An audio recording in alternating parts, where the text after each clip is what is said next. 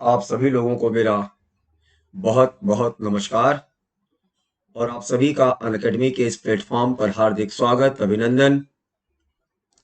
कैसे हैं आप लोग? तैयारी कैसी चल रही? जैसा कि आप सभी जानते हैं कि अनअकैडमी के इस प्लेटफॉर्म पर हम आपके लिए लेकर आए हैं सिविल सेवा के पाठ्यक्रम सामान्य अध्ययन के अंतर्गत इतिहास का के वीडियोस। ठीक है, इसके पहले के वीडियोस आप लोगों ने देखे होंगे और जरूर आपके तैयारी में कुछ ना कुछ इम्प्रूवमेंट जरूर हुआ होगा।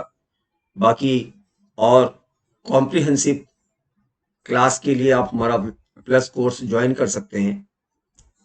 तो देखिए, जैसा कि आप सभी जानते हैं कि हम लोगों ने इसके पहले के वीडियोस में देखा था वैदिक साहित्य। इसमें हम लोग देखेंगे ऋग्वैदिक काल के साथ साथ उत्तर वैदिक काल की बातें। तो देखिए, ऋग्वैदिक काल की अगर हम बात करें तो जो हमारा ऋग्वेद है, इस ऋग्वेद से हमें आर्यों की आरंभिक इतिहास की जानकारी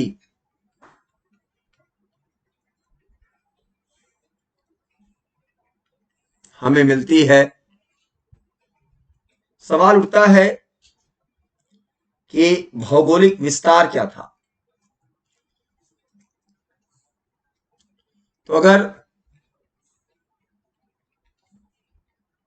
भौगोलिक विस्तार की बात करें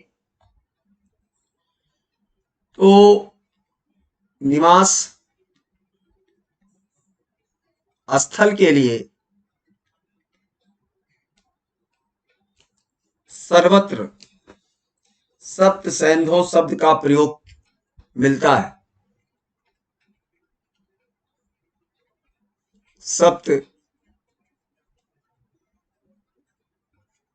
सैंधव, सप्त सैंधव का मतलब सिंधु और सिंधु के साथ साथ की सहायक नदियां सरस्वती और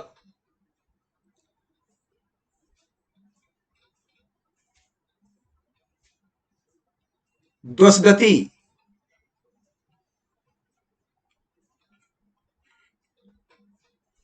जो नदी है, इसके बीच का जो क्षेत्र है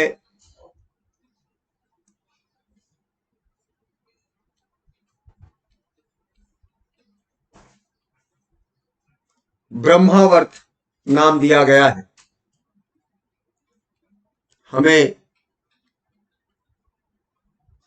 हिमालय का वर्णन मिलता है। हमें हिमालय की चोटी मुजवंत का वर्णन मिलता है।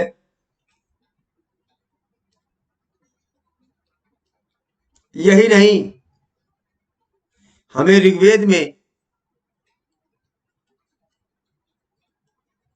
नदी सूक्त मिलता है। 25 नदियों का उल्लेख है, जहां सरस्वती को सबसे पवित्र माना गया है और नदीतमा कहा गया है। किसको? सरस्वती नदी को। और यही नहीं, जो सिंधु नदी है उसको सबसे महत्वपूर्ण माना गया है और सिंधु नदी को हिरण्यगर्भा, सोना लाने वाली कहा। यह भौगोलिक विस्तार है। उत्तर वैदिक काल में हम देखें अगर, भौगोलिक विस्तार के बारे में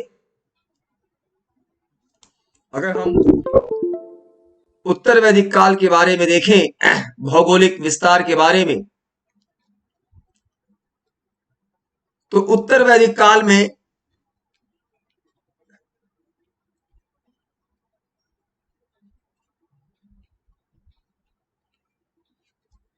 पूरब की तरफ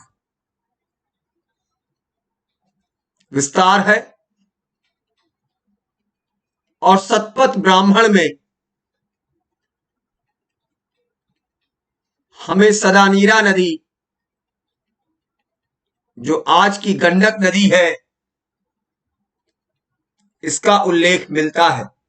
इसका मतलब कि विंध्य रीजन से भी परिचित हो चुके होंगे। ऋग्वैदिक काल की अगर बात करें कि क्या राजनीतिक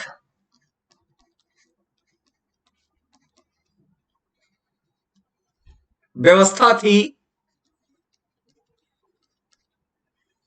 ऋग्वैदिक काल में, तो देखिए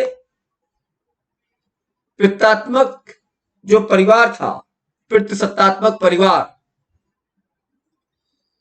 ये समाज की मूल इकाई थी। It was the fundamental unit. Rigveda में आर्यों के 5 कबीले हैं, इसी जिनको पंचजन्य कहा गया है। कौन कौन से हैं 5? कौन बताएगा? अनु,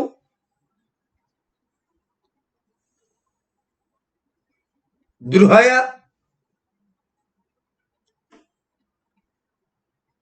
पुरु,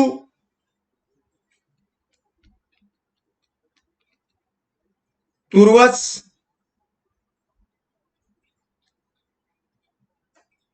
और युद्ध। ये 5 कबीले हैं। जो पॉलिटिकल स्ट्रक्चर था, सबसे नीचे ग्राम, सबसे नीचे ग्राम,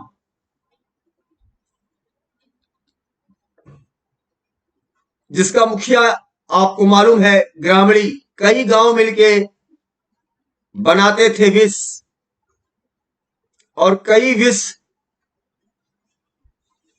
मिलकर बनाते थे जन। ये जो जन शब्द है, ग्राम का मुखिया, ग्रामणी,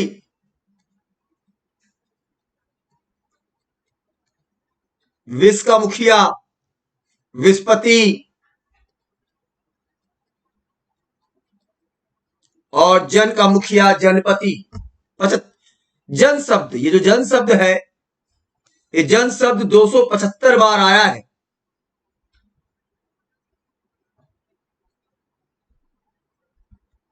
दो सौ 275 बार ऋग्वेद में, जबकि जनपद का कोई उल्लेख नहीं है। जन शब्द का उल्लेख 275 बार, और यही लिख देता हूं, जनपद का उल्लेख नहीं है। ये पीटी क्वेश्चन है।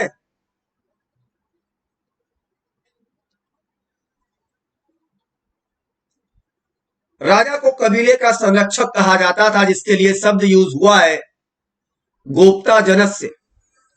क्या शब्द यूज हुआ है? गोप्ता जनस्य। ये भी हमारे लिए पीटी का सवाल है। ये पॉलिटिकल इंस्टीट्यूशंस थी, सभा, समिति, विदत और गण। ये विदत सबसे पुरानी, सबसे प्राचीन संस्था है। सबसे प्राचीन सभा बड़े बुजुर्ग संभ्रांत लोगों की होती थी। आज अगर आप तुलना करें तो इसको आज के राज्यसभा से तुलना कर सकते। समिति ये लोगों की रिप्रेजेंटेटिव इंस्टीट्यूशंस था। आज के लोकसभा से तुलना कर सकते हैं आप। आई बात समझ में? हुआ क्या, हमें ऋग्वेद के 7वें मंडल में, ऋग्वेद के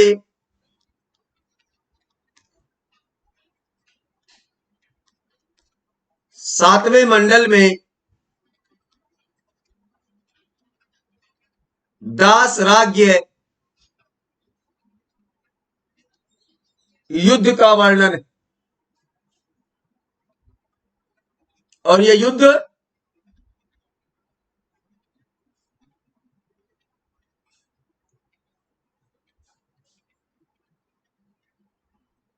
परुष्णवी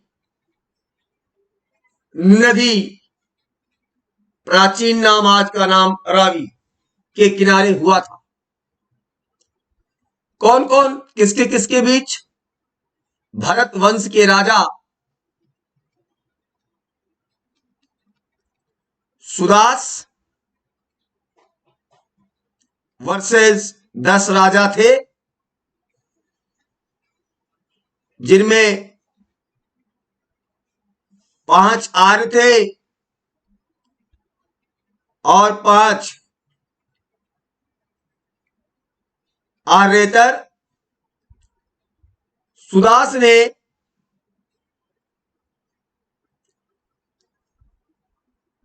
इन 10 राजाओं के समूह को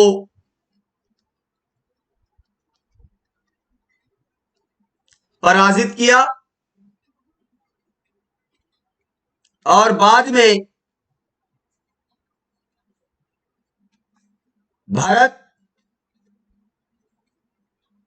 और इन 5 आर्य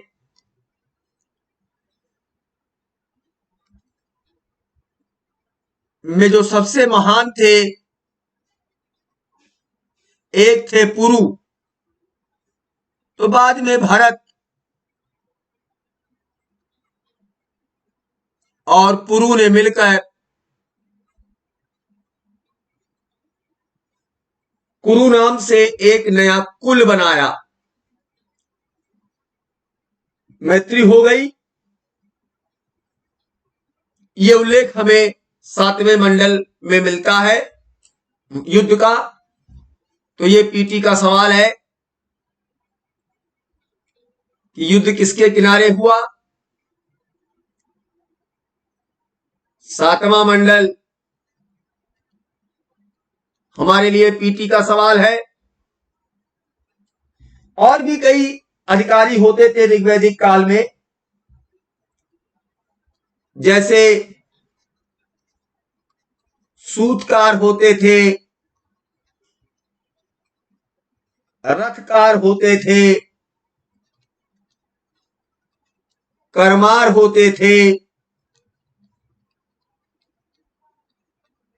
पुरोहित होते थे। इन सब को रत्नी कहा जाता था। गुप्तचर भी होते थे। समझ गए?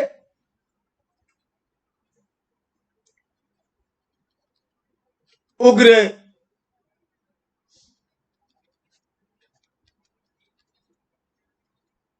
या जीवगृह संभवतः पुलिस अधिकारी थे। स्पष्ट संभवतः गुप्तचर थे। तो यह है राजनीतिक व्यवस्था। अब आइए आगे बढ़ते हैं और देखते हैं कि ऋग्वैदिक काल का समाज कैसा था, सामाजिक व्यवस्था क्या थी। देखिए, जहां तक सामाजिक व्यवस्था का प्रश्न है, तो सामाजिक संगठन का आधार गोत्र या जन्ममूलक संबंध था। परिवार समाज की आधारभूत इकाई थी और परिवार को कहा जाता था कुल। आज भी आप कहते हैं कुल, खानदान। और इस परिवार या कुल का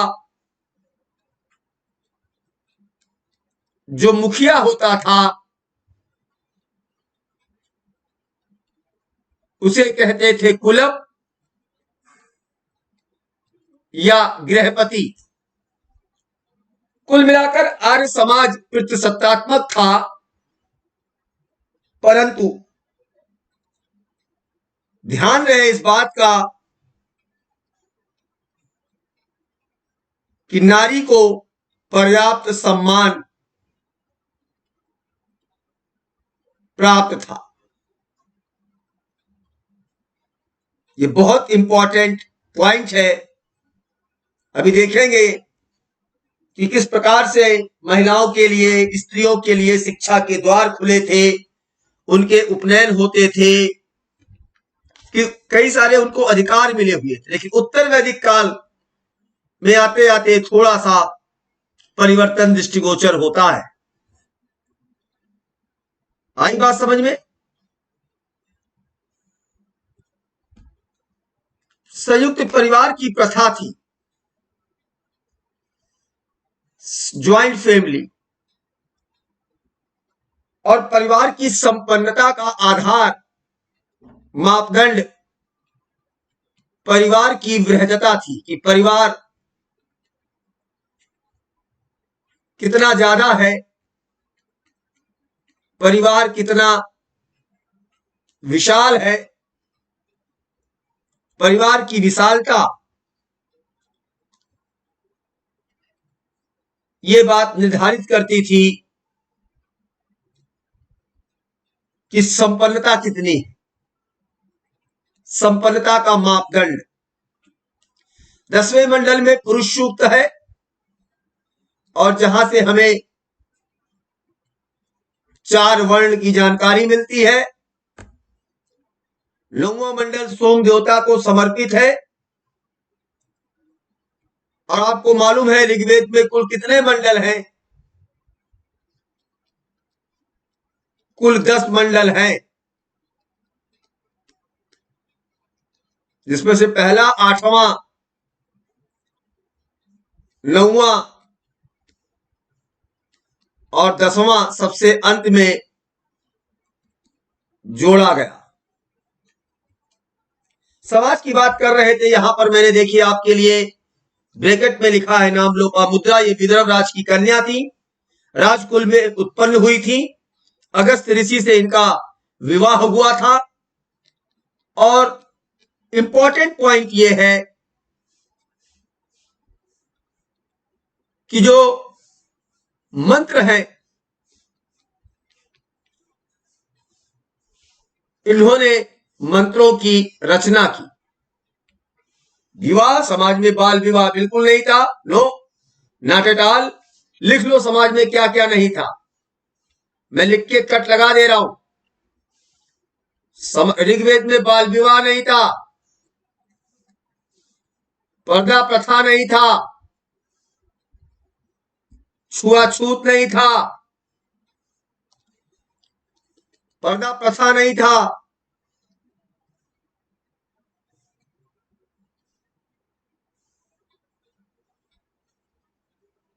छुआछूत नहीं था, सती प्रथा नहीं थी, जाति प्रथा नहीं थी, 4 आश्रम नहीं थे, केवल 3 थे।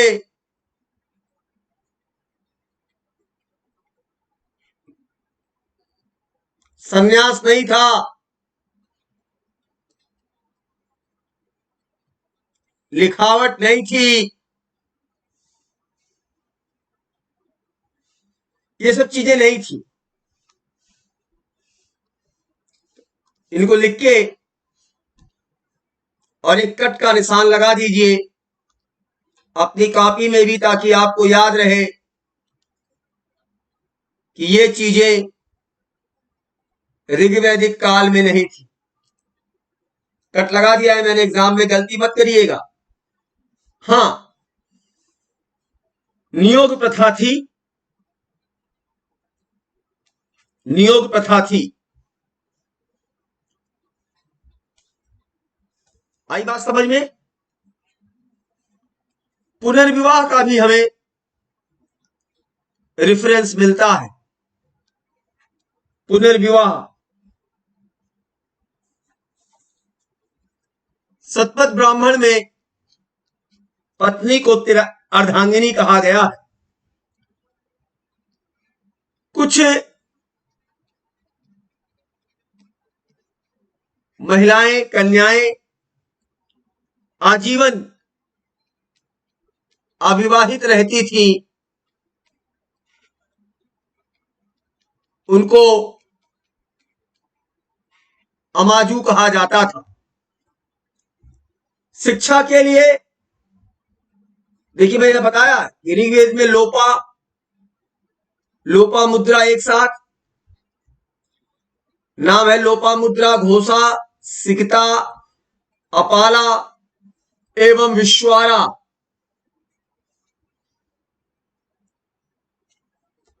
ये महिलाएं थी, याद कर लीजिए, ये पीढ़ी में आता है।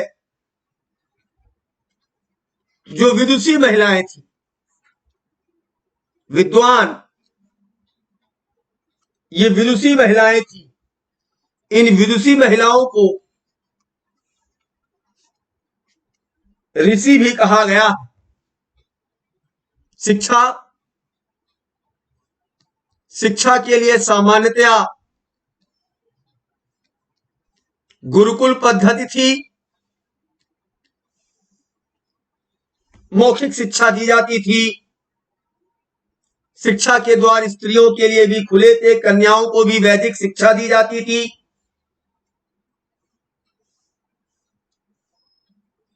कन्याओं के भी उपनयन संस्कार होते थे। यही नहीं, ये जो मैंने अभी आपको पॉलिटिकल इंस्टीट्यूशंस बताए थे, सभा समिति, यहां सभा समिति में महिलाओं भी भाग लेती थी। महिलाएं भी भाग लेती थी, लेकिन उत्तर वैदिक काल में यह बंद हो गया। उत्तर वैदिक काल में भागीदारी नहीं थी। समझ गए? तो इसको लिख लीजिएगा, इसीलिए मैं बैक किया स्लाइड आपको दिखाने के लिए। अब ऋग्वैदिक काल में की अगर अर्थव्यवस्था की बात करें, तो अगर अर्थव्यवस्था की बात करें या आर्थिक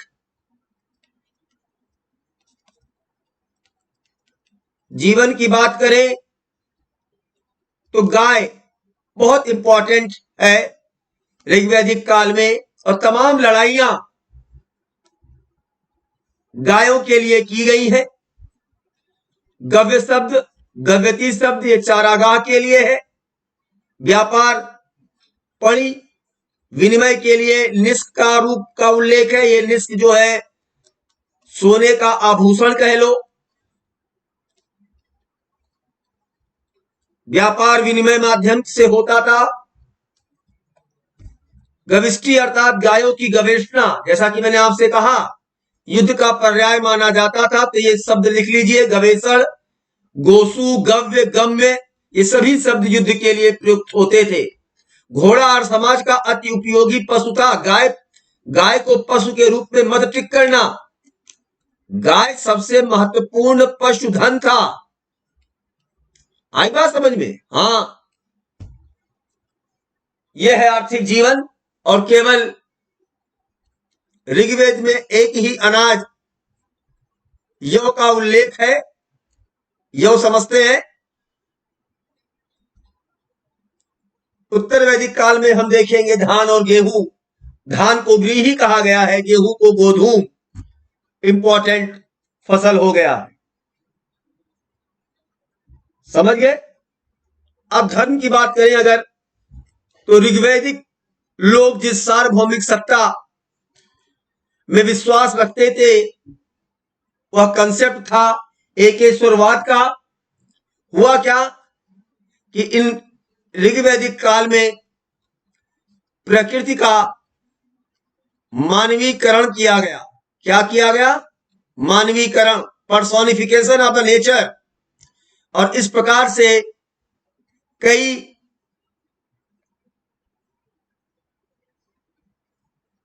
और ये लोग बहुलवादी हो गए।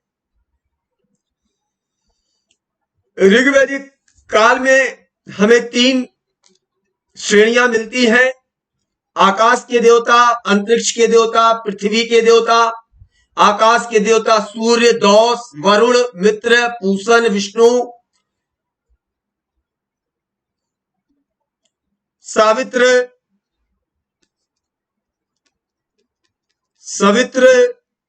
आदित्य, उषा और अश्विन। अंतरिक्ष के देवता में इंद्र, रुद्र, मरुत, वायु, पर्जन्य, आपह, मात, रश्विन। और पृथ्वी के देवता में अग्नि, सोम, पृथ्वी, बृहस्पति, सरस्वती। अब सबसे महत्वपूर्ण देवता की बात करें ऋग्वैदिक काल में तो इंद्र के लिए 250 सूक्त हैं ऋग्वेद में। इंद्र के कई नाम हैं। इनका नाम है रथेष्ट, कुशल रथ योद्धा। इनका नाम है विजयेंद्र, महान विजेता। इनका नाम है पुरंदर, किलों को तोड़ने वाला, नष्ट करने वाला। इनका नाम है वित्रहन, वित्र नाम का राक्षस था, उसको मारने वाला, संहार करने वाले। और मधवा, बहुत दानशील होने के कारण मधवा। तो सबसे महत्वपूर्ण देवता इंद्र। और सेकेंड इंपॉर्टेंट गॉड अग्नि। अग्नि के लिए ऋग्वेद में 200 सूक्त हैं। और अग्नि मीडिएटर थे पृथ्वी और देवता के बीच में, मध्यमासी। जैसे यज्ञ होता है ना, तो हवन यज्ञ तो वो ईश्वर तक पहुंचता है अग्नि के माध्यम से प्रज्वलित होकर, मध्यमासी। और तीसरे सबसे प्रमुख देवता थे वरुण। और वरुण, सबसे इंपॉर्टेंट बात यह है कि वरुण के लिए ऋग्वेद में 30 सूक्त है। और वरुण को कहा गया है ऋतस्य गोपा। क्या कहा गया है? ऋतस्य गोपा कहा गया है। ऋत का मतलब होता है कॉस्मोलॉजिकल ऑर्डर को मेंटेन करने वाले, माने ये देखने वाले कि जो प्राकृतिक घटना है या घटनाक्रम है उसके ये संयोजक थे, कन्वीनर थे। माने आप कह सकते हो कि सुपरवाइज करते थे कॉस्मोलॉजिकल ऑर्डर। क्या? कि सारी चीजें अपने हिसाब से क्रम में हो रही हैं या नहीं। और आप सभी जानते हो कि ये जल के प्रतिनिधि भी हैं। फिर सोम देवता, पूषण ऋग्वैदिक काल में पशुओं के देवता थे, उत्तर वैदिक काल में शूद्रों के देवता हो गए। यही नहीं, यदि हम देखें तो उत्तर वैदिक काल में हमें कुछ और देवताओं के महत्व के बारे में पता चलता है। अब प्रजापति उत्तर वैदिक काल में सबसे महत्वपूर्ण देवता हो गए और इनको सृष्टिपालक, सृष्टिकर्ता के रूप में भी माना गया। यही नहीं, उत्तर वैदिक काल के लोग अब यहां पर यज्ञ इस उत्तर वैदिक काल के धर्म का मूल था। यज्ञ के साथ साथ अनेकानेक अनुष्ठान मंत्र विधियां प्रचलित हुई। यहां तो प्रार्थना होती थी, यहां तो स्तुति पाठ होता था, स्तुति पाठ पर जोर दिया जाता था। बलि होती थी, लेकिन उस बलि में साग और जौ को चढ़ाया जाता था। स्तुति पाठ पर जोर, हमें ध्यान दे, ज्यादा से ज्यादा मवेशी पशु मिल जाएं, आरोग्य रहे। कर्मकांड की प्रधानता उत्तर वैदिक काल में हो जाती है। कर्मकांड की प्रधानता उत्तर वैदिक काल में। यही नहीं, उत्तर वैदिक काल में हमें षडांग दर्शन भी देखने को मिलता है। षडांग दर्शन का मतलब 6 दर्शन, सांख्य, न्याय, योग, सुना होगा आप लोगों ने, वैशेषिक, मीमांसा और फिर उत्तर मीमांसा।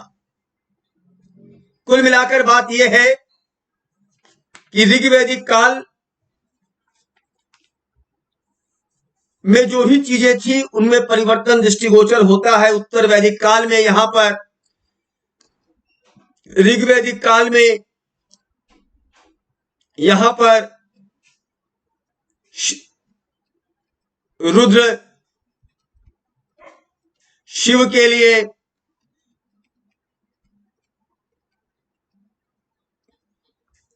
त्र्यंबकम, त्र्यंबक शब्द है, और आप जानते हैं महामृत्युंजय मंत्र में यह शब्द आता है जब आप पूजा करते हैं, मंत्रों का उच्चारण करते हैं।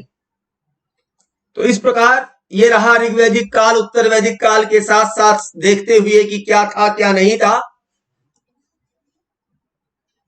उम्मीद करता हूं, विश्वास करता हूं कि जरूर आपके अपने नॉलेज में, आपके ज्ञानार्जन में, आपकी तैयारी में चाहे एक ही नया तथ्य फैक्ट ऐड हुआ होगा, हुआ जरूर होगा। तो इसको एक बार दोबारा से रिवाइज कर लीजिएगा। बहुत सारे फैक्ट मैंने बोर्ड पर डाल दिए हैं और ये सवाल अक्सर आप देखें तो आते ही हैं एग्जाम में। आई बात समझ में? और कठिन तो नहीं लग रहा ना इतिहास? लग रहा हो तो बता दीजिए अभी भी। ये मेरा कोड लिख लीजिए। आइए, बाकी चीजें हम लोग प्लस क्लास में करते हैं। प्लस कोर्स में सब्सक्रिप्शन ले लीजिए। One of the good platform. जितनी बार मन करे उतनी बार रिवाइज करिए, पढ़िए, देखिए। ये मेरा कोड यूज कर लीजिएगा, डॉक्टर विशाल 10। सब्सक्रिप्शन में आपको हेल्प करेगा और तैयारी को एक नई दिशा दीजिए। तो ठीक है, चलते हैं, बढ़ते हैं आगे के क्रम में। और अब अगली जो वीडियोस आती है उसमें इसके आगे की चीजें हम लोग डिस्कस करेंगे। किसी को कोई डाउट है तो आप कमेंट बॉक्स में लिख के छोड़ दीजिए। ठीक है, कोई दिक्कत तो नहीं? रजिस्टर में नोट्स बना रहे ना? जी हाँ, बिल्कुल, क्योंकि लिखेंगे, अंडरलाइन करेंगे, गोला करेंगे, रिवाइज करेंगे तो चीजें और आपकी याद होंगी और याद रहेगा। आइए स्पेशल क्लास में भी जुड़ते हैं और अब कुछ एमसीक्यूज करते हैं। इस कोड को यूज करिए और जितना आप मैक्सिमम अपनी तैयारी को आयाम दे सकते हैं दीजिए। तो इन्हीं बातों के साथ मिलते हैं अगले वीडियो में। तब तक के लिए आप सभी लोगों को मेरा नमस्ते, धन्यवाद।